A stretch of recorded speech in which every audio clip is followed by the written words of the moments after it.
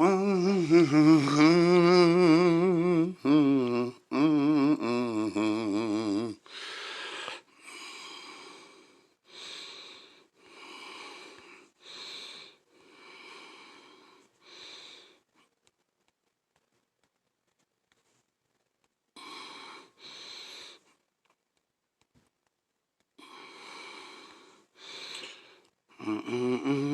inviting people here. Hold on.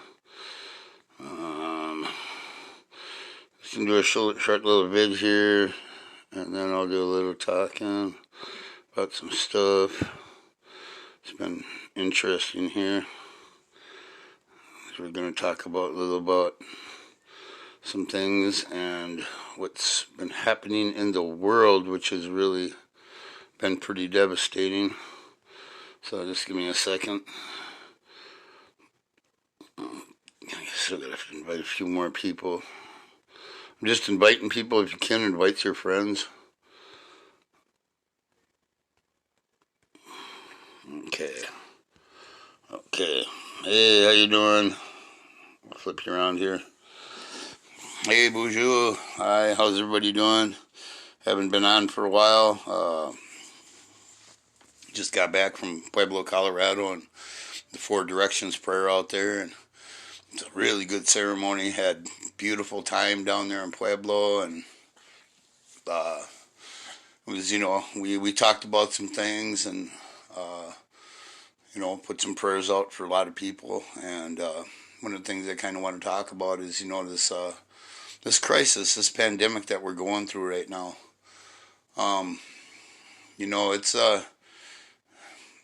It's really affecting a lot of people, and it's devastating a lot of families. And I just don't see this president that we have now, or the Republican Party, doing anything about it. It's like, and I'm going to say this straight out because this is how I feel. I think that President Trump is waiting to see how many elders die so that he can cut Social Security, or waiting for everybody to die so he can make more money. Hey, what's up, Two Hawks? So this pandemic is devastating to our economy. It's devastating to the people. It's causing massive destruction throughout this country, throughout the world, and I kind of feel like our leaders are not, are not listening to the scientists. We've always talked about the scientists and listening to them, and trying to make sure that we stay safe. And that right now is the biggest issue, because as we are going on here nowadays, the whole thing with this is that we're watching people die around us. We're watching massive numbers of people. Now we're at 221,000. And, we're losing our elders left and right, and now we got to try to keep them safe. And that's what I want to talk about is keeping our elders safe. The ones that have this knowledge for all these ceremonies. Hey, Michelle. Hey, Lavetta. How you doing, Mark? So, it's, hey, how you doing, Lisa? This pandemic is horrible, okay? It's causing a lot of problems, and our government's not listening to any of it. It's fake. It's turning the corner, and all this, but we're having the highest records starting to set right now because the second wave is hitting. I would like to ask everybody, mask up. If you have to, stay home. Don't go out, because all we're doing is spreading it if we do. Don't listen to the government. Do what we have to do to stay safe, to keep our elders safe, to keep our people safe. Our people are dying at an incredible rate, and it's really hard to see this. Oh yeah, that's Kathy Bradshaw. That's been known for years. It's been happening since since before Bush. It was happening during the Reagan era. That's always going to happen, but they say that, but it still goes on. The 2016 election was jacked. I mean, think about it. Trump shouldn't have won that election. Trump should have never won that election. He only had 62 million votes, and Hillary Clinton had 65 million, but look who's president. I don't count. I mean, our votes, I don't think our votes are going to count. I really don't. Even though, we try, I don't think they're going to count. But anyways, back to this COVID stuff. I don't want to get off track on this, because this is really important. Our election's important, but we the people run this country. We the people run this country, not nobody else. We're the ones who got the votes. We're the ones who have the power. We're the ones who make the decisions. We're the ones we can stop everything if we really want to. But how many people are going to stand up and want to shut down this country? And I really think that's what we need to do. We need to just all stay home and say, hell with you. We're not going to get sick and die. Because that's what's happening. I've been home for a little while now. A few days, and already things are starting to happen, and people are calling me and asking me for prayers and stuff like that, and I do the best I can. It really sucks that we can't gather as much as we'd like, like we were before this coronavirus hit. Now this coronavirus is devastating everything that we do. It's devastating our lives. It's devastating who we can be around. And one of the worst things is small gatherings. Small gatherings are the biggest ones spreading it right now. And, Thanksgiving is coming up, and Christmas, and I would really suggest that do a virtual meal.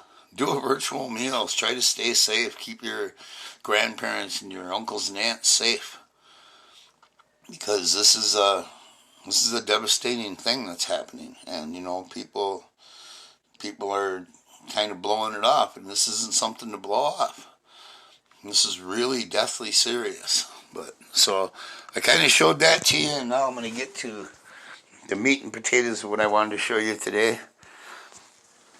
So here you guys go. You can check this out. Born in 1936 in Sisseton, Wahpeton.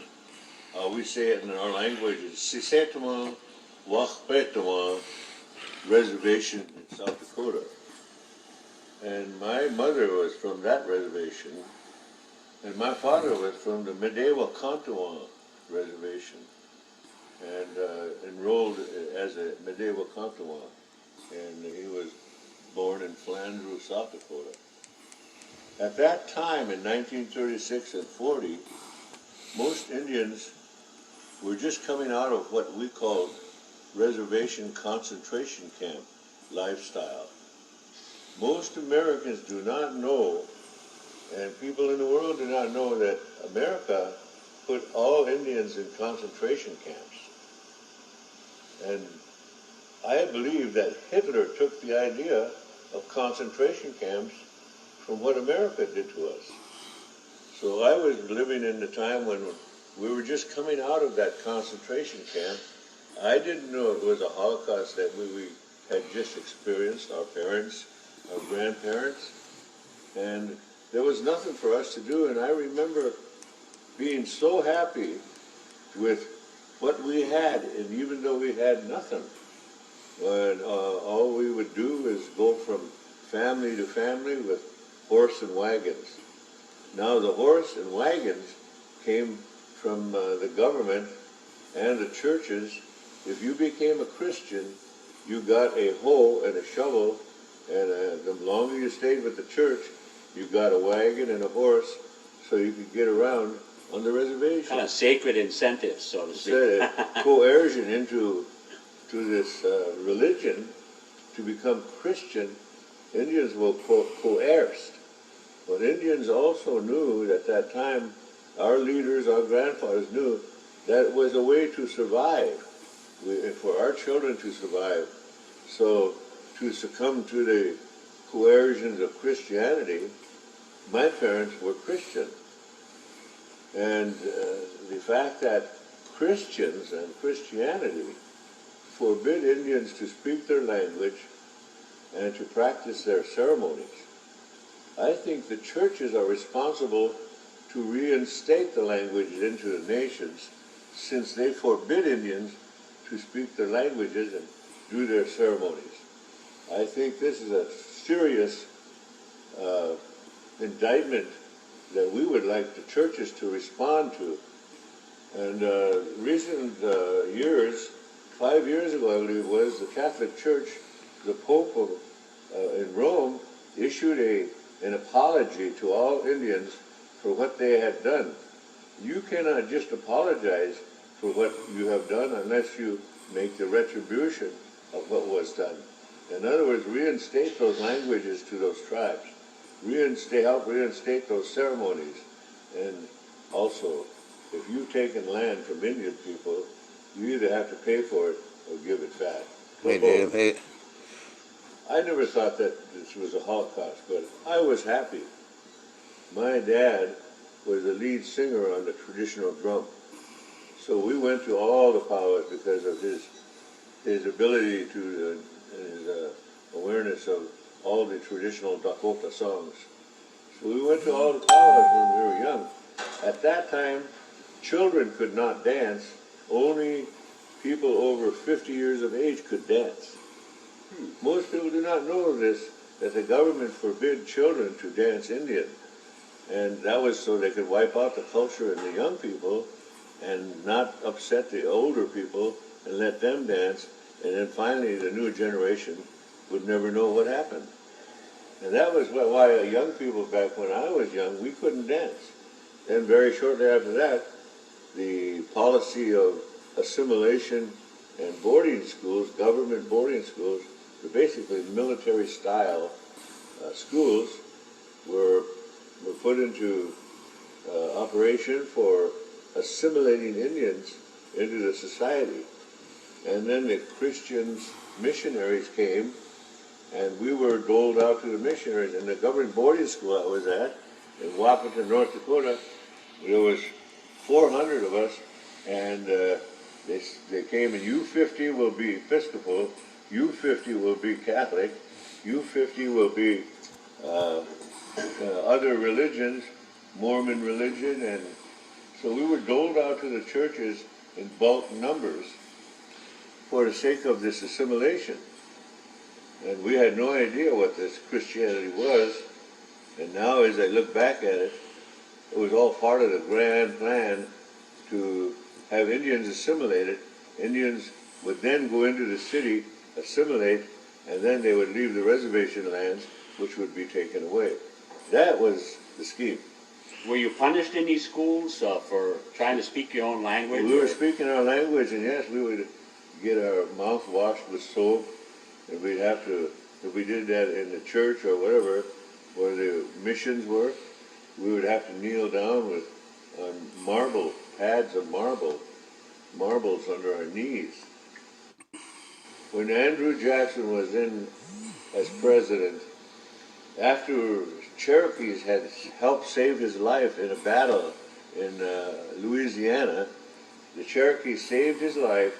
He turned around and marched all Indians out of the southeast into Oklahoma, which they called Indian Territory, which was the largest concentration camp in the world. Today it still remains the largest economic concentration camp in the world. I think that Andrew Jackson typifies what America really wanted to do, get us out of the way. Well, what they call America's founding fathers were really America's first terrorists that we encountered. I mean, it was a whole terrorist society who forced us from the land, exploited all of our timber and mineral resources and petroleum resources, not only here in Minnesota, and you played in a movie one time called Clear Cut about how the timber companies looted the Ojibwe people in particular. Hello. But Oklahoma, which was supposed to have been set aside for the all the different native nations that were on death marches to Oklahoma. Then the oil companies came in and stole all the petroleum. And now we find that $137 billion that was collected over 100 years, which was taken right out of the mouths of our elders, out of our children, has disappeared from U.S. Treasury accounts. So first of all, force them from their land, place them in concentration camps, and then take their resources. What's new? I mean, this is what's going on yet today. No wonder America has the most powerful army in the world. The resources that are taken from our land, no other country is able to take that mass amount of resources and then put that into the energy of building one of the largest armies and high-tech army in the world. You know, we will have to constantly speak to all this, and we need a voice, and I'm glad this station becomes one that the world can see. Technology has given this ability to us, and we're going to use it to speak to the world. And I think this could be a world show eventually. We need the world to be in support of us. I think most of the world does know that America sits on stolen land.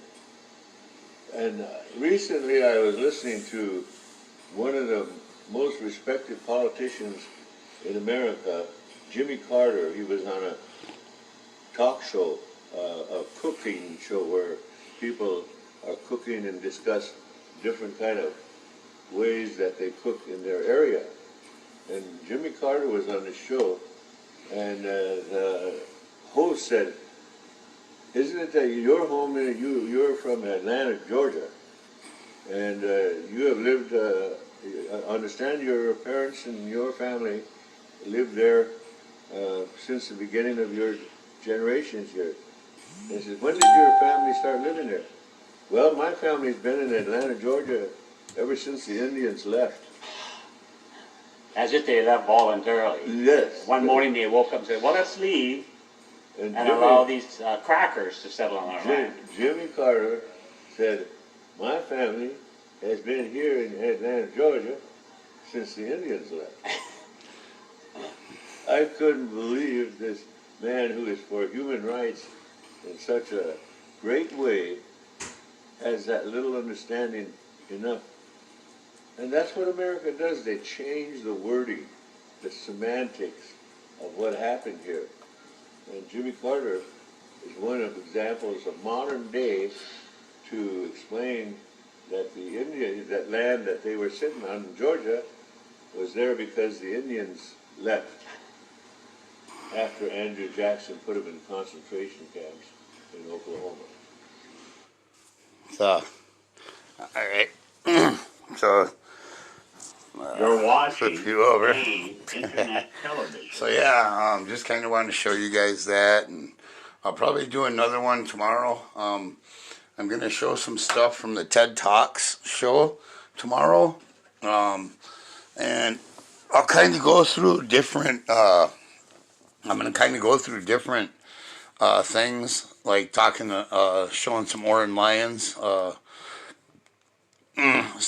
Some of his talk on the indigenous view of the world, and then I'm going to probably show some of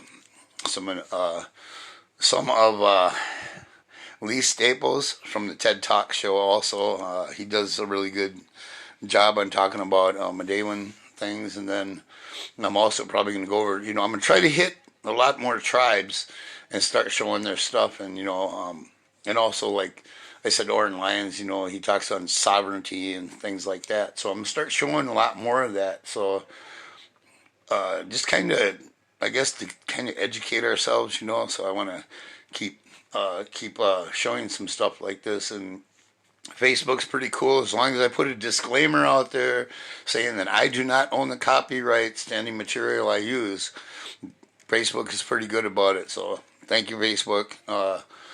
For doing something decent, but I'll let you guys go, and I'll probably try to do a show tomorrow, and thank you guys for watching it and share it out, and you all have a good night and keep prayers. Oh, Dok Shake.